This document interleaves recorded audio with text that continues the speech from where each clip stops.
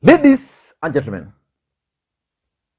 when the Deputy President, Dr. William Samoei Arap Ruto, nominated Rigathi Gachagua as his running mate, the opinion in this country were actually divided.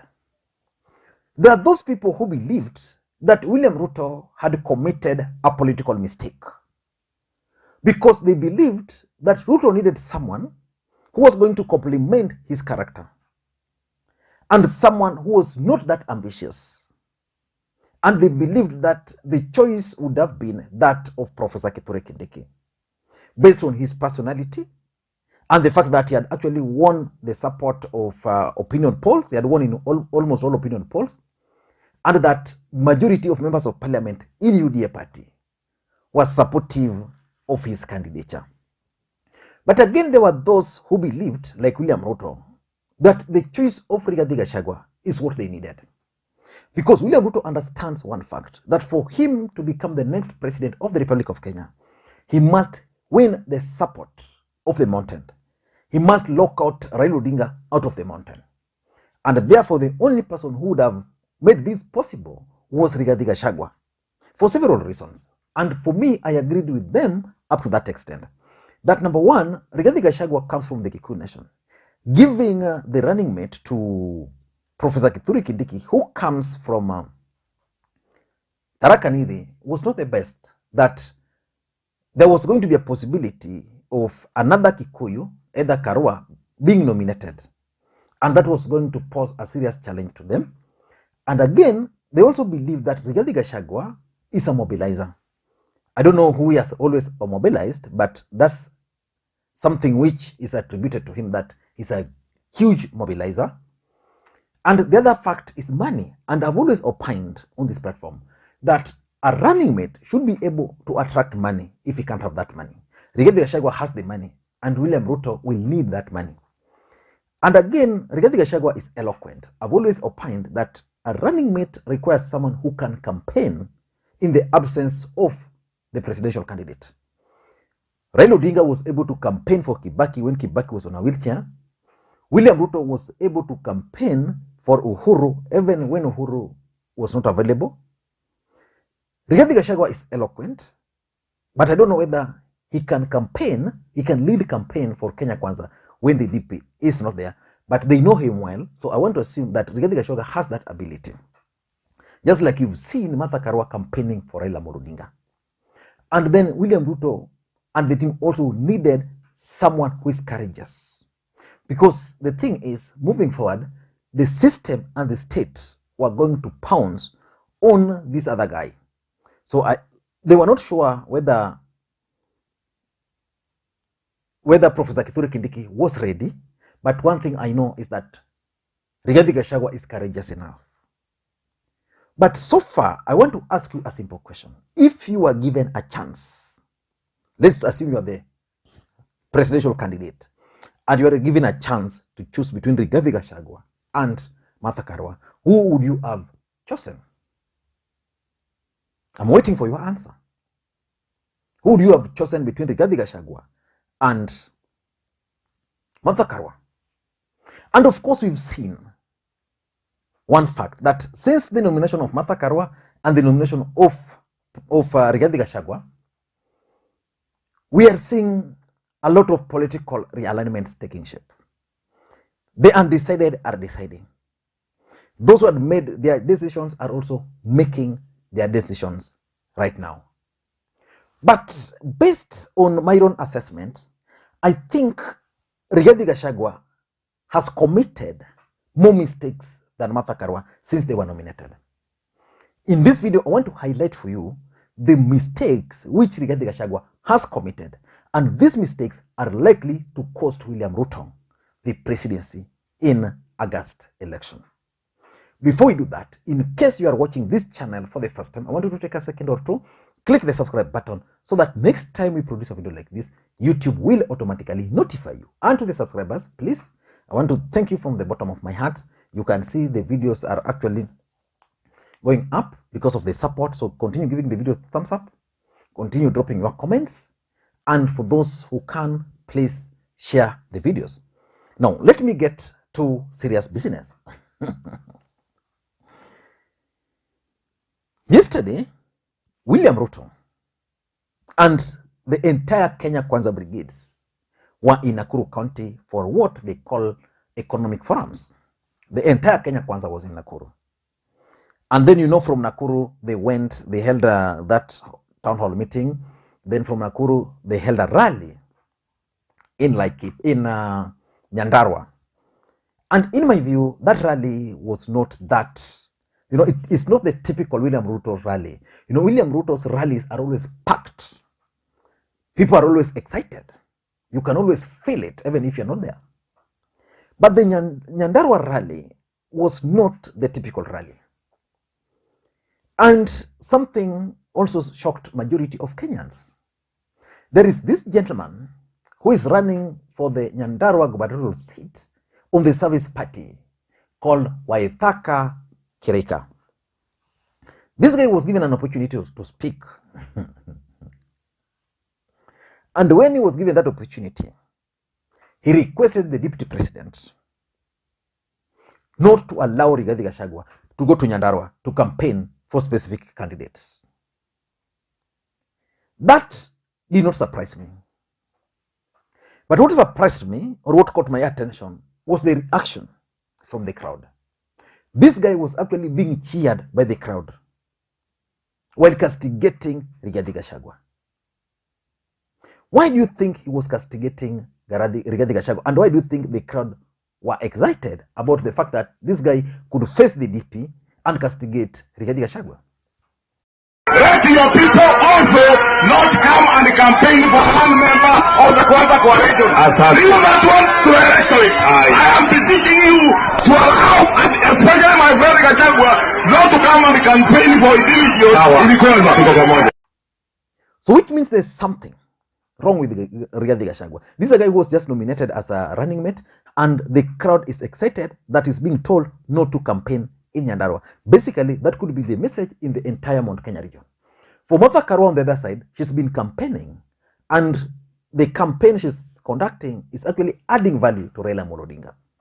But let us not get into that. I want us to focus on the mistakes which I think Rigathi Gachagua has committed, and probably is what is now affecting William Ruto's campaign in the larger Mount Kenya region. And I'm just reading on papers that William Ruto is going to embark on a charm offensive again in the larger Mount Kenya region. What are some of the mistakes?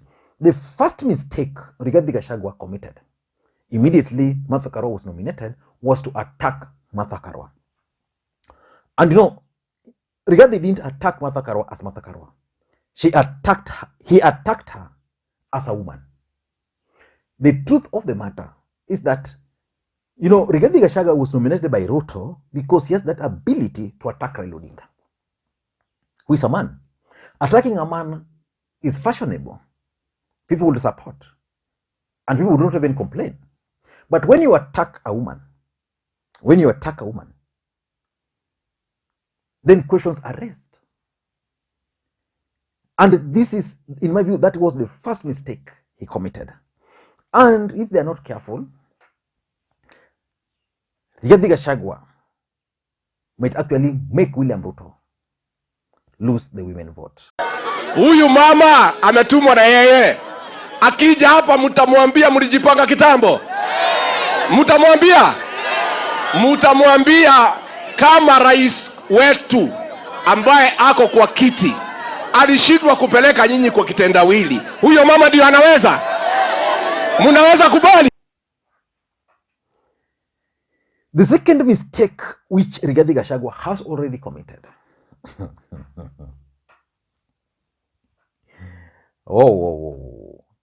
is to bring back the memory of Kanu.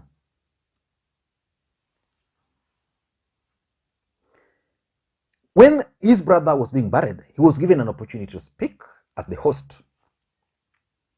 If I were him, I would have avoided politics.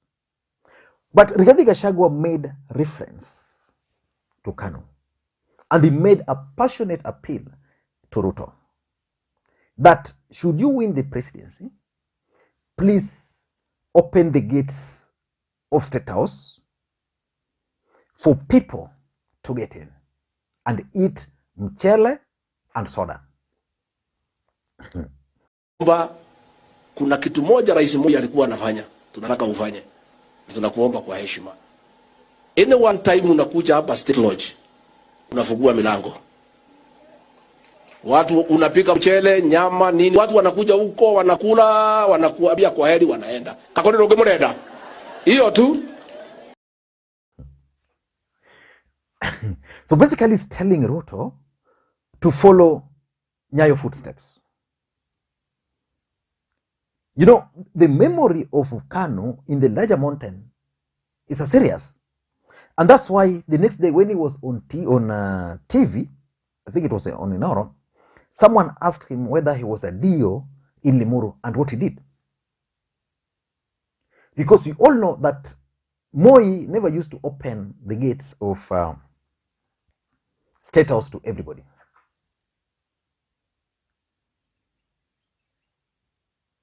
He used to open it to very few people. While the gates of State House were being opened to very few people, majority were actually suffering, were being tortured. And that's where Martha Karua is coming in, defending those people. So the clear distinction which Martha Karua and Raila ticket was supposed to create, Rigathi Gachagua is reaffirming. The third mistake, which I also think he has committed, is to affirm that indeed, once elections are concluded and Ruto becomes the president, he's going to be a yes man. He's going to be mtu wa kusema yes, yes. You know, he's saying that because Uhuru and Ruto and their relationship, it's like Uhuru believed that Ruto defied him. So it's like, for him, it's just going to be yes man. But what is the political implication of being a yes man? That's the question. What is the political implication of being a yes man? The political implication of being a yes man, it means even if Ruto will be doing certain bad things, he will just be supporting. On the other side, Karua is perceived to be independent-minded. The fourth mistake, and that's what led to the low turnout in Laikipia, is that Rigathi Gachagua has a list of preferred candidates. Not only preferred candidates, but UDA candidates. You know, in the larger Mount Kenya region, we have UDA candidates, we have other candidates like Chama cha Kazi, Jibebe, and now the Service Party, and the rest. Of course, Ruto needs all those people. But the fact that he has created a list of preferred candidates, what happens if a candidate is unpopular in a place? Like, I'm sure the candidate in Nyandarua might not be popular. And that's why the Service Party candidate was being cheered. So that's a mistake. And the last mistake, and it's going to affect Ruto, and he will need a rebranding of this. They need to pay me for this. You know, Ruto is keen on the mountain. So he wants someone who can deliver the mountain. But a running mate should not be that person. A running mate should be a person who complements the deputy president, or the president, sorry. Rigathi Gachagua is branding himself as someone who is going to defend the rights of the Kikuyus. From who? What about the rest of Kenyans? He's coming out as someone who is being appointed there to deliver the Kikuyu votes, which is okay. It's politics. But when you project Rigathi Gachagua as a Kikuyu, what will happen to the rest of the country? That's the question. Like when Rigathi Gachagua had the first rally in Kajiado, which is a cosmopolitan town, everybody spoke in Swahili. Rigathi spoke in Kikuyu. Fashionable, because I think the area he was in, majority are Kikuyus, even 40 or 50%. But the impression which is coming out of there is that this is a Kikuyu leader, is not a national leader. So it confines Rigathi Gachagua's influence to Kikuyu nation, or to the mountain. Which means, should William Ruto Should William Ruto be absent and the burden of campaigning for Ruto is left to Rigathi, probably he might not perform better in other parts of the country. I don't know what you think, but that's my take. Thank you guys, and please, may you have a good day. Bye-bye.